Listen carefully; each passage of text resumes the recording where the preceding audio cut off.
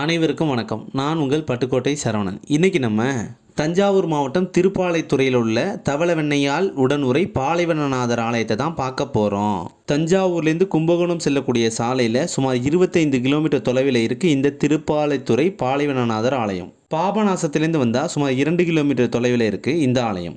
இந்த ஆலயத்தோட ஸ்தல விருட்சம் பாலைமரம். இந்த ஆலய தீர்த்தம் வசிஷ்ட தீர்த்தம், இந்திர தீர்த்தம், யம தீர்த்தம். திருமால், பிரம்மன், திசை பாலகர்கள், வசிஷ்டர், அர்ஜுனன், தேவர்கள் வழிபட்டு சிவபெருமானின் அருள் பெற்ற மிக அருமையான ஆலயம் இந்த திருப்பாலைத்துறை பாலைவனநாதர் ஆலயம்.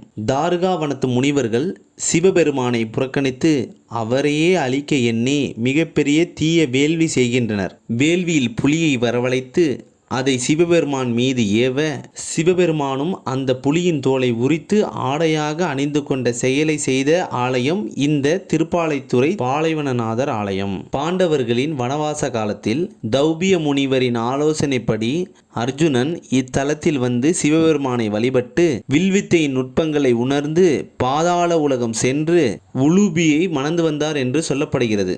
தேவார பாடல் பெற்ற இந்த ஆலயம் பாலைவனம், பிரம்மவனம், அரசவனம், புன்னாகவனம் என பெயர்களால் சிறப்பிக்கப்படுகிறது.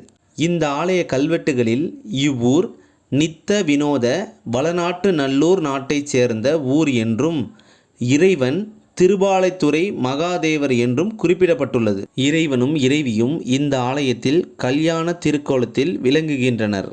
ஒரு முக்கியமான விஷயத்த சொல்ல மறந்துட்டேன். 12,000 களம் கொள்ளளவுடைய நெற்களஞ்சியம் இந்த திருப்பாலைத்துறை பாலைவனநாதர் ஆலயத்தில் தான் இருக்குது. அந்த நெற்களஞ்சியத்தை நீங்களும் பார்க்கணும் விருப்பப்பட்டால் நம்ம சேனலில் அந்த வீடியோவை ஏற்கனவே நான் போட்டிருக்கேன், அதையும் பாருங்கள். நம்ம பிகேடி சரவணன் சேனலை லைக் பண்ணிவிட்டு சப்ஸ்கிரைப் பண்ணிவிட்டு நண்பர்களுக்கும் பகிருங்க.